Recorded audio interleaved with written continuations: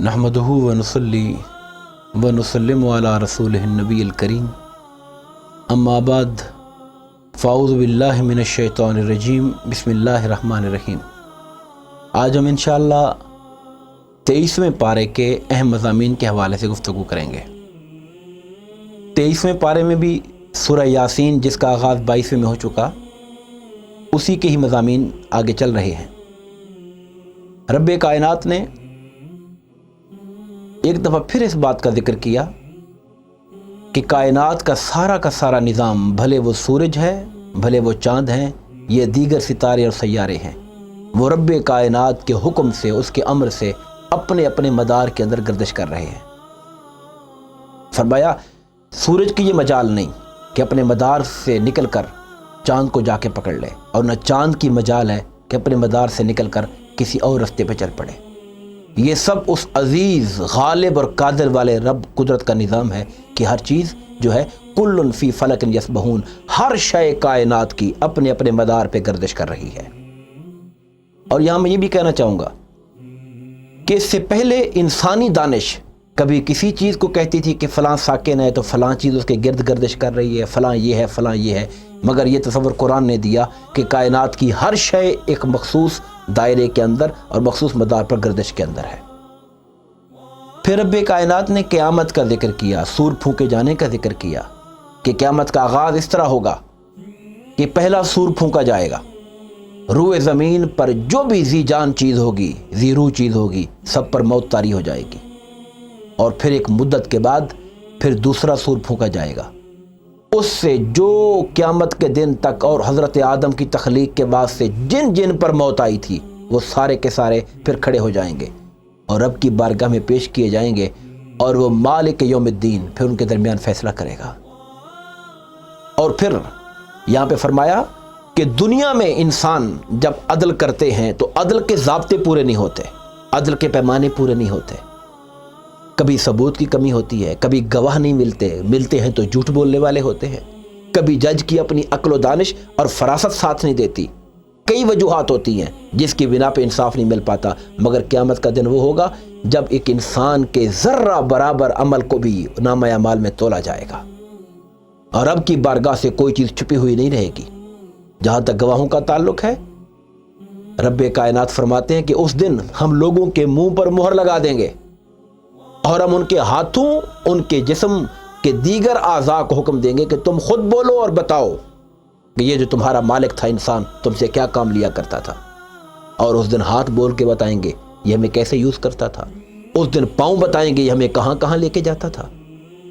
और इंसान हक्का बक्का रह जाएगा कि मेरा वजूद आज मेरे खिलाफ गवाह बन चुका है। हकीकत यह है कि हमारा वजूद हमारा नहीं है, उस रब्बे कायनात की अता है जो उसने हमें दिया है, इसलिए अपने मालिक से वफा करेगा और गवाही देगा। फिर रब्बे कायनात ने इस बात का जिक्र फरमाया कि बास बादल मौत के हवाले से मुशरिकीन जो इतराज़ किया करते थे, और कई मुशरिक तो ऐसा वाक़या हुआ कि किसी पुरानी कब्र से हड्डी लेकर आ गए और कहा कि ए मोहम्मद सल्लल्लाहु अलैहि वसल्लम, आप कहते हैं कि ये ज़िंदा हो जाएंगी, इन्हें कौन ज़िंदा करेगा? रब्बे कायनात ने फरमाया कुल, आए हबीब इनसे कह दो इनको वही रब जिंदा करेगा जिसने पहले इनको वजूद बख्शा था। किसी चीज़ को बग़ैर मिसाल के पहले वजूद देना एक मुश्किल काम हो सकता है, लेकिन जब वो एक दफ़ा बन चुकी है फिर उसकी कॉपी तैयार करना और दोबारा वजूद देना इसमें कोई मुश्किल नहीं है। फरमाया वो रब जिसने पहले किसी मिसाल के बगैर पैदा किया वह भी पैदा करेगा। और उसकी शान कुदरत का आलम तो ये है कि वो जब कोई काम करने का इरादा करता है वो कहता है कुन हो जा, बस उसके हो जा कहने की देर होती है कि काम होना शुरू हो जाता है। जब वो अरवाह को और क़यामत के दिन अजसाम को खड़ा होने का हुक्म देगा, बस उसका एक अमर होगा कि मेरे सामने पेश हो जाओ, और हमारे जिस्म के ज़र्रात भले कायनात में कहाँ कहाँ बिखरे होंगे सब यकजा होंगे और एक ज़िंदा इंसान की शक्ल में रब के हुजूर पेश हो जाएंगे। इसके बाद सूरह साफ़ात का बयान होता है, मक्की सूरत है। इसमें भी सबसे पहले जन्नत में जो अहले जन्नत हैं उनके अहवाल का जिक्र है कि जो मुखलसीन हैं, जो नेकोकार हैं, जिन्होंने अपने आप को शैतान के शर से और उसकी जो दाव हैं उनसे अपने आप को बचा के रखा, रब्बे कायनात उनको इनाम में जन्नत देगा जहां उनके लिए एक मुतय्यन मालूम रोज़ी उनके लिए रब ने तैयार करके रखी है। میوے ہیں، پھل ہیں رب کائنات کی جانب سے، اور سب سے بڑھ کر یہ ہے کہ عزت دی جائے گی ان کو۔ ایسا بھی تو ہو سکتا ہے نا کہ آپ کسی کو روٹی دو، مگر روٹی دے کر آپ اس کو اے کہہ کے پکارو یا ایک ایسے انداز میں ڈیل کرو جس میں اس کی عزت نہ ہو۔ میں نہیں، یہ سب کچھ ملے گا اور اس کو اس انداز سے ملے گا کہ جیسے خود جنت کا وہ مالک ہے اور اس کے اندر اس کو بادشاہانہ اختیارات حاصل ہے، وہاں پر ایک عزت کے ساتھ دیا جائے گا۔ اور قرآن ذکر کرتا ہے وہاں تو ملائکہ بھی آتے جاتے اہل جنت کو سلام کرتے ہوں گے، اور خود رب کی جانب سے بھی حدیث پاک کے مطابق جمعہ کے دن رب کائنات بھی اہل جنت سے خطاب کرے گا اور ان کو اپنا دیدار کروائے گا اور ان سے پوچھے گا تمہیں کچھ اور تو نہیں چاہیے، اور رب کی بارگاہ سے بھی اہل جنت کو سلام ہوگا۔ پھر فرمایا وہ اپنے تختوں پر جنت کے اندر ان کے لیے تخت لگے ہوں گے، آمنے سامنے ان کے دوست، ان کے گھر والے، ان کے سنگت والے بیٹھے ہوں گے۔ اہل جنت آمنے سامنے بیٹھ کر تختوں پر بیٹھ کے باتیں کریں گے۔ ان کے درمیان سفید رنگ کی لذیذ قسم کی شراب کا دور چلے گا، ایسی شراب جو نہ سر میں درد ڈالے گی نہ دماغ کو بہکائے گی، بلکہ وہ شراب طہور ہوگی۔ اور کاسرات و طرف، آنکھیں نیچی رکھنے والی باشرم اور باحیا ان کی ازواج اور حوریں ان کی خدمت کے لیے وہاں پر حاضر ہوں گی۔ یہ ان کا مقام ہوگا جو اللہ تعالیٰ اہل ایمان مخلصین مومنین کو جنت میں عطا فرمائے گا۔ اور اس کے برعکس جو منکر آخرت ہے اس کا بھی ذکر درمیان میں آیا کہ اہل جنت جب جنت میں بیٹھے ہوں گے، وہاں پر ایک جنتی کہے گا کہ میرا ایک دوست تھا دنیا میں، وہ مجھے کہا کرتا تھا کہ آخرت کیا چیز ہے، کب آئے گی، سب کچھ دنیا ہے، کھاؤ پیو موج کرو، جو کرنا ہے کرو۔ میں اس کو روکتا تھا کہ نہیں، ہم رب پر ایمان رکھنے والے لوگ ہیں۔ اور پھر وہ اپنے ساتھیوں سے کہتا ہے تمہیں بتاؤں وہ آج کس حال میں ہے، اور ان کے سامنے سے پردہ اٹھے گا اور وہ جہنم کے وسط میں وہ شخص وہاں پر عذاب کے اندر مبتلا نظر آئے گا، اور وہ کہیں گے دیکھو شکر اللہ کا میں اس کے راستے پر نہیں چلا، وگرنہ آج میرا بھی یہ حال ہوتا۔ ایک چیز یہاں سے یہ بھی ظاہر ہوتی ہے کہ اہل جنت جب جنت میں چلے جائیں گے تو فاصلے ختم ہو جائیں گے۔ اگر ہم احادیث کی روشنی میں دیکھیں تو جنت اور جہنم ایک دوسرے کے اپوزٹ کروڑ میل، اور کوئی اندازہ نہیں ہے، میں صرف ایک اظہار کر رہا ہوں الفاظ کے ذریعے تاکہ پتہ لگے کتنا دور ہوں گے وہ، مگر وہ بے انتہا فاصلے پر ہوں گے۔ لیکن جنت والے جب چاہیں گے وہاں بیٹھ کر نہ صرف ان کو دیکھیں گے بلکہ ان سے بات چیت بھی کریں گے اور ان کی گفتگو بھی سنیں گے۔ پھر اس کے بعد سورہ صافات میں جو بڑا اہم واقعہ جس کو کوٹ کرنا چاہتا ہوں وہ حضرت اسماعیل علیہ السلام کا ہے کہ جن کے والد محترم ابراہیم علیہ السلام خواب دیکھتے ہیں کہ اے بیٹا، اور خواب دیکھ کر بیٹے کو ذکر کرتے ہیں کہ یا بنیا، اے میرے بیٹے، میں خواب میں دیکھ رہا ہوں میں آپ کو ذبح کر رہا ہوں اللہ کے حکم پر، آپ بتائیے کیا رائے ہے آپ کی؟ اور قربان جائیں اس بیٹے کی عظمت پر جو اپنے والد سے یہ کہتا ہے کہ ابا جان اگر یہ میرے رب کا حکم ہے تو پھر آپ جو رب کا حکم ہے اسے بجا لائیے، اور انشاءاللہ اللہ نے چاہا تو آپ مجھے صبر کرنے والا پائیں گے۔ اور قرآن کہتا ہے باپ بیٹا دونوں تیار ہو کر نکلے، اور یہ جو مقام مینا ہے جہاں آج حاجی قربانیاں دیتے ہیں، اس مقام پر پہنچ کر قرآن کہتے ہیں وَتَلَّهُ لِلْجَبِينِ، پیشانی کے بل ابراہیم بیٹے کو لٹا دیتے ہیں اور اپنی چھری اس کی گردن پہ چلا دیتے ہیں۔ رب کائنات کی بارگاہ سے آواز آتی ہے ابراہیم بس کرو، قد صدقت الرؤیا، آپ نے جو خواب دیکھا تھا آپ نے سچ کر دکھایا ہے۔ اِنَّا كَذَلِكَ نَجْزِي الْمُحْسِنِينَ، نیکوکاروں کو ہم بڑا اجر و انعام دیتے ہیں۔ جنت سے مینڈھا لایا گیا اور اسماعیل علیہ السلام کے بدلے میں اس کو قربان کر دیا گیا، اور سنت ابراہیمی کی روشنی میں قیامت تک آنے والے مسلمانوں کے لیے پھر جانور کی قربانی کو واجب قرار دے دیا گیا۔ اس کے بعد سورہ صاد کا آغاز ہوتا ہے۔ سورہ صاد میں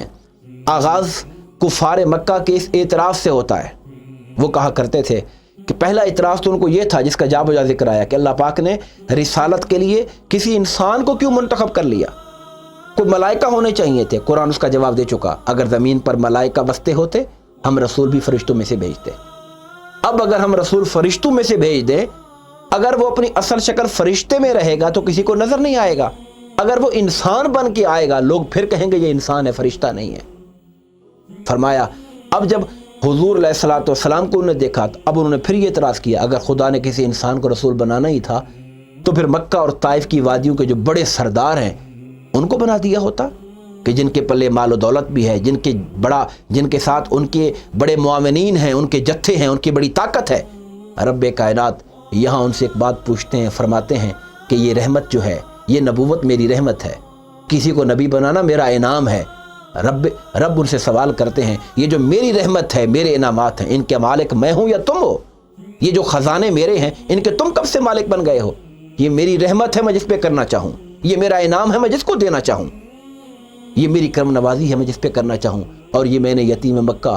حضرت آمنہ کے لال اور عبداللہ کے بیٹے کو منتخب کیا ہے، یہ میری رحمت ہے، اس کا اظہار ہے، اس لیے کسی کو تنقید کا اس پر کوئی حق نہیں ہے۔ پھر حضرت داؤد علیہ السلام کا ذکر ہوتا ہے، تسبیحات کا ذکر ہم پہلے کر چکے، یہاں ایک خاص واقعہ بیان ہوتا ہے کہ ایک مرتبہ وہ اپنی عبادت گاہ میں رب کی عبادت میں مصروف تھے کہ دو شخص دیوار پھلانگ کر ان کی عبادت گاہ کے اندر آ گئے۔ آپ تھوڑے سے گھبرا کر پریشان ہو گئے کہ اس طرح آنے کا کیا انداز اور اسلوب ہے۔ بہرحال انہوں نے کہا آپ گھبرائیے نہیں، ہمارا آپس میں جھگڑا تھا، ہم اس کا فیصلہ کرانے آئے، اور جھگڑے کا ذکر کیا۔ انہوں نے کہا کہ یہ شخص ہے، اس کے پاس 99 دمبیاں ہیں اور دوسرے کے پاس صرف ایک دمبی ہے۔ اب یہ 99 والا کہتا ہے کہ یہ ایک بھی مجھے دے دی جائے تاکہ میرے پاس پوری 100 ہو جائیں، اور ایک والا کہتا ہے کہ نہیں، یہ میرے پاس ایک ہی ہے، میرے پاس یہ ایک رہنے دو، اور ساتھ ہی وہ کہتا ہے وہ جو 99 والا ہے وہ بات بڑے روب سے کرتا ہے اور لاجواب کر دیتا ہے آگے سے۔ داؤد علیہ السلام نے جب یہ واقعہ سنا فرمایا وہ تو بڑا ظالم انسان ہے، اس کے پاس 99 دمبیاں ہیں اور وہ ایک دوسرے کی برداشت نہیں کر رہا ہے۔ اور فرمایا یہ جو اکثر مالدار لوگ اور آپس میں جو شریک کار لوگ ہوتے ہیں، پارٹنرشپ کرنے والے لوگ ہوتے ہیں، اب یہ قرآنی بیان ہے، فرمایا اکثر یہ لوگ جو ہوتے ہیں ان کے معاملات درست نہیں ہوتے سوائے ان کے جو صحیح معنی میں مومن اور عمل صالح کرنے والے ہوتے ہیں۔ پھر فرمایا کہ تو زیادتی کر رہا ہے کہ تو اس کی ایک بھی لینا چاہتا ہے، حالانکہ خدا نے تو 99 دی ہوئی ہیں۔ یہاں پر قرآن کہتا ہے کہ کوئی واقعہ آپ کو اپنا پرسنل یاد آ گیا اور آپ نے سوچا کہ شاید یہ مجھے تنبیہ کرنے کے لیے یہ واقعہ دکھایا گیا ہے۔ وہ واقعہ کیا ہے؟ اس کی کئی تعبیرات ہیں، تفصیلات ہیں، جس کو تفسیر کی کتابوں میں پڑھا جا سکتا ہے۔ پھر اس کے بعد حضرت ایوب علیہ السلام کا ذکر ہوا۔ دو چیزوں کا اللہ تعالیٰ کمپیریٹیو ذکر کر رہے ہیں۔ ایک طرف حضرت سلیمان و داؤد ہیں جن کو بادشاہت دی گئی، جن کو دنیا جہان کی طاقتیں دی گئیں، جنات پرند جن کے مسخر کیے گئے، اور ایک طرف حضرت ایوب علیہ السلام ہیں جنہیں رب کائنات نے جو پیغمبر تھے مگر ابتلا میں ڈالا، آزمائش میں ڈالا، ان کی جائیداد ختم ہو گئی، ان کی آل و اولاد کے اندر کوئی ایسا معاملہ ہوا کہ وہ بھی فوت ہو گئے، خاندان اور دوست احباب سارے آپ کی ذات پر ایسی بیماری چھا گئی کہ وہ بھی ساتھ چھوڑ گئے، مگر اس حال میں بھی آپ نے رب کائنات کی یاد کو نہیں چھوڑا، رب سے غافل نہیں ہوئے اور رب کائنات کی بارگاہ سے مایوس نہیں ہوئے، بلکہ اس کی بارگاہ میں التجا کرتے رہے، رب انی مسنی الضر، اے اللہ مجھے تکلیف نے آ چھوا ہے، وانت ارحم الراحمین، اور تو سب سے بڑھ کر رحم فرمانے والا ہے۔ رب کائنات ہمیں یہ دکھانا چاہتے ہیں کہ ہم اگر چاہیں تو کسی کو مال و دولت اور بادشاہیاں دے کر آزماتے ہیں، اور اگر چاہیں تو پھر کسی کو بیماریاں، تنگیاں، تکلیفیں دے کر آزماتے ہیں، اور میرے بندے وہ ہیں کہ مال کی کثرت ہو جائے تو شکر کر کے مجھے راضی کرتے ہیں، اور اگر تکالیف کی انتہا ہو جائے تو صبر کر کے اور میری بارگاہ کی طرف رجوع کر کے حضرت ایوب کی طرح مجھے راضی کرتے ہیں۔ دونوں حالتیں رب کی طرف سے ہیں، اور بندے پر جو حال بھی آئے اسے اپنے حال کے مطابق صابر اور شاکر رہنا چاہیے۔ پھر سورہ زمر کا آغاز ہوتا ہے۔ سورہ زمر میں اللہ پاک نے انسانوں کی دو کیٹیگریز بیان کی۔ ایک وہ ہے جو خود فراموش ہیں، جنہوں نے اپنی ذات کو، اپنی دنیا میں آنے کے مقصد کو بھلا ڈالا، اور سارا کچھ انہوں نے اس دنیا کو اور اس کے مال و دولت کو سمجھا اور اس میں اپنے آپ کو فنا کر دیا۔ اور ایک وہ ہے جو خود شناس ہیں۔ خود شناس وہ ہے جو اپنے آمد کے مقصد کو پہچان جائے۔ من عرف نفسہ فقد عرف ربہ، صوفیاء کہتے ہیں کہ جس نے اپنی ذات کو پہچان لیا کہ میں کیا ہوں، اس نے حقیقت اپنے خدا کو پہچان لیا۔ پھر رب کائنات فرماتا ہے کہ توحید اور شرک کی مثال ایسے ہے، مثال دی گئی جو موحد ہوتا ہے، اللہ کو ایک ماننے والا توحیدی، اس کی مثال، اور وہ شخص جو مشرک ہے اس کی مثال رب کائنات نے غلام کے ساتھ دی۔ میں ایک کسی کا غلام نوکر ہو، ایک شخص ہے وہ غلامی کرتے ہیں، ایک مالک نہیں ہے، اس کے کئی مالک ہیں، اور سارے کے سارے انتہائی اکھڑ قسم کے ہیں، اور آپس میں ان کی موافقت نہیں ہے، آپس میں ان کی صلح نہیں ہے۔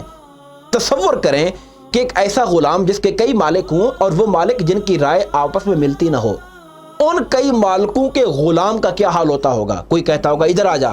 दूसरा कहता होगा नहीं इधर आ जा, एक कहता होगा ये काम करके आ, दूसरा कहता होगा नहीं ये काम करके आ, एक कहता होगा खड़ा हो जा, तो कहता बैठ जा। वो इंसान जलील होकर रह जाता होगा।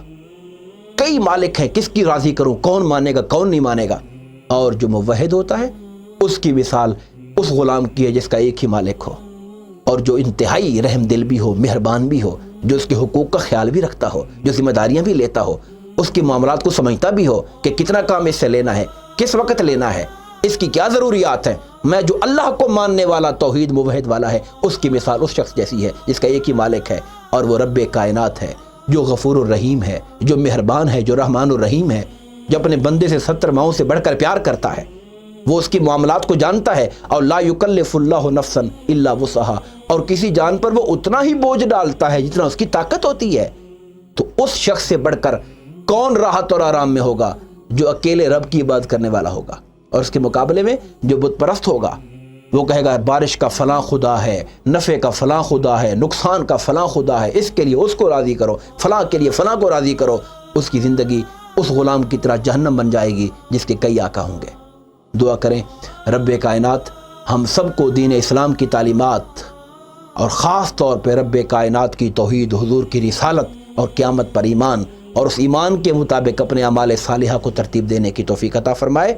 और हम सबको कुरान पाक को पढ़ने, समझने और उसके पैगाम को आम करने की तौफ़ीक़ दे। आमीन। वमा अलैना इल्लल बलागुल मुबीन। मज़ीद इस्लामिक वीडियोस देखने के लिए हमारे channel Iqra and Islamic guide को सब्सक्राइब करें और बेल आइकन को प्रेस करना ना भूलें, ताकि हमारी आइंदा आने वाली वीडियोस का नोटिफिकेशन आपको बर वक्त मौसूल होता रहे। आप हमें ट्विटर और फेसबुक पर भी फॉलो कर सकते हैं, जिनके लिंक्स डिस्क्रिप्शन में मौजूद हैं।